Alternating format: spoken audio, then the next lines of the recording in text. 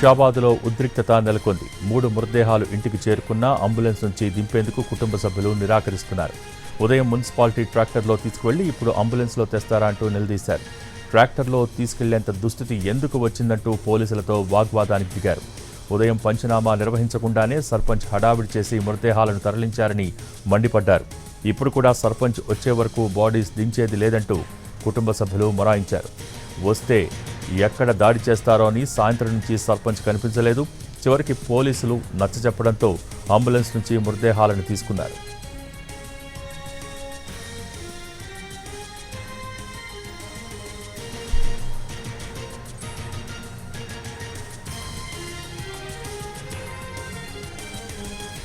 షాబాద్లో ఉద్రిక్తత నెలకొంది. 3 మృతదేహాలు ఇంటికి చేరుకున్నా అంబులెన్స్ నుంచి దింపేందుకు కుటుంబ సభ్యులు నిరాకరిస్తున్నారు. దీనికి సంబంధించి పూర్తి సమాచారం మా ప్రతినిధి రవి టెలిఫోన్ ద్వారా అందిస్తారు. రవి, భోగి మైనర్ బాలికతో పాటు వాళ్ళ తల్లి లక్ష్మి, నాన్నమ్మ రుక్కమ్మ ముగ్గురి మృతదేహాలు షాబాద్ లోని ఇంటికి తీసుకొచ్చారు పోలీసులు. చెవెలలో పోస్ట్ మార్టం పూర్తయిన తర్వాత అయితే ఇప్పటికీ అంబులెన్స్ లోనే మృతదేహాలు ఉండిపోయినాయి. వాటిని బయటకు తీయడానికి వాళ్ళ కుటుంబ సభ్యులు నిరాకరిస్తున్నారు.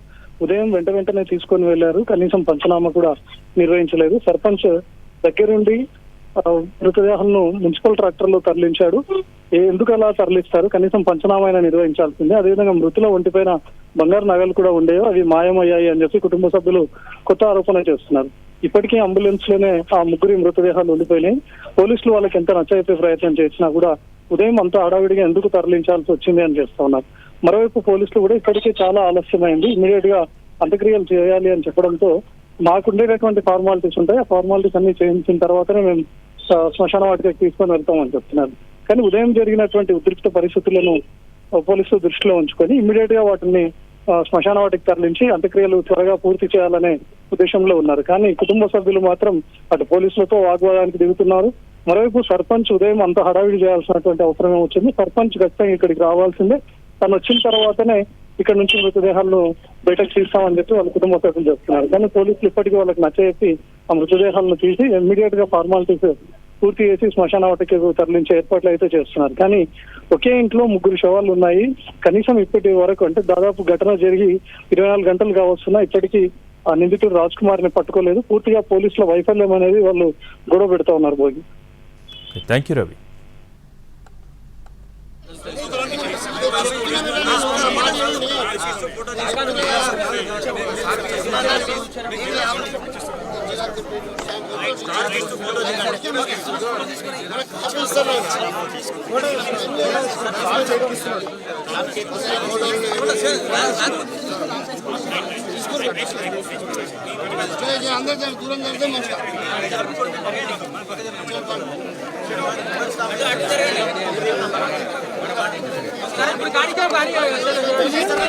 రంగారెడ్డి జిల్లా షాబాద్ మండలం దైవాలగూడలో 6గురి హత్య కేసులో నిందితుడు రాజ్ కుమార్ ను పట్టుకునేందుకు పోలీసులు విస్తృతంగా గాలిస్తున్నారు.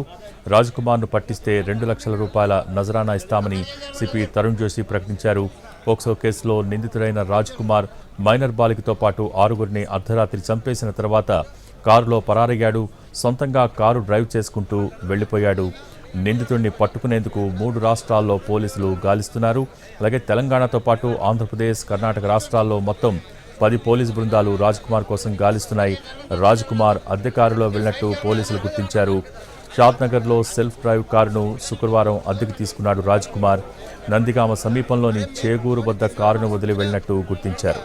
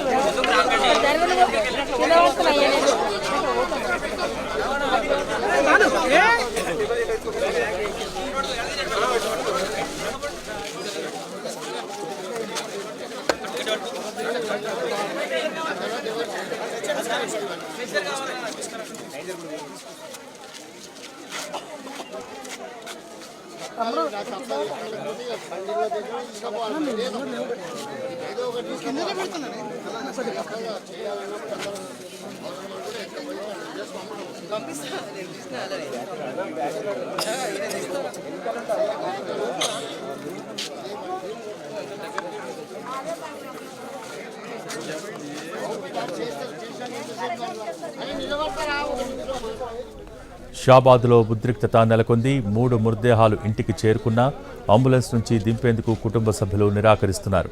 ఉదయం మున్సిపాలిటీ ట్రాక్టర్లో తీసుకువెళ్లి ఇప్పుడు అంబులెన్స్లో తెస్తారా అంటూ నిలదీశారు. ట్రాక్టర్లో తీసుకెళ్లేంత దుస్థితి ఎందుకు వచ్చిందంటూ పోలీసులతో వాగ్వాదానికి దిగారు. ఉదయం పంచనామా నిర్వహించకుండానే సర్పంచ్ హడావిడి చేసి మృతదేహాలను తరలించాడని మండిపడ్డారు. ఇప్పుడు కూడా సర్పంచ్ వచ్చే వరకు బాడీస్ దించేది లేదంటూ కుటుంబ సభ్యులు మొరాయించారు. వస్తే ఎక్కడ దాడి చేస్తారో అని సాయంత్రం నుంచి సర్పంచ్ కనిపించలేదు. చివరికి పోలీసులు నచ్చజెప్పడంతో అంబులెన్స్ నుంచి మృతదేహాలను తీసుకున్నారు.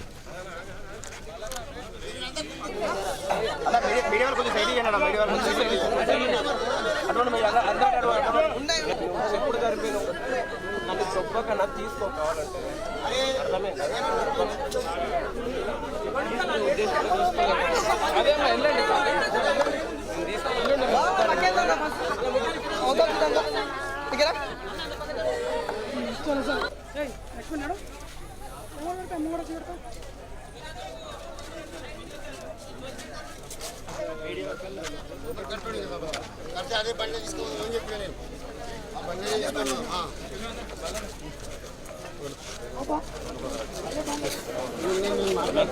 ఎట్లా పోతామని